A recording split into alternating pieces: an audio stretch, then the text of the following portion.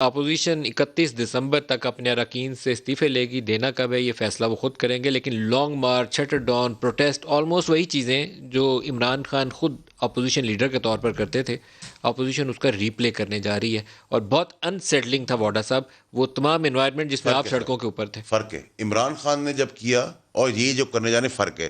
یہ اپنی چوری اور کیسز بچانے کے لیے اور سزائیں معاف کرانے کے لیے یہ کر رہے ہیں.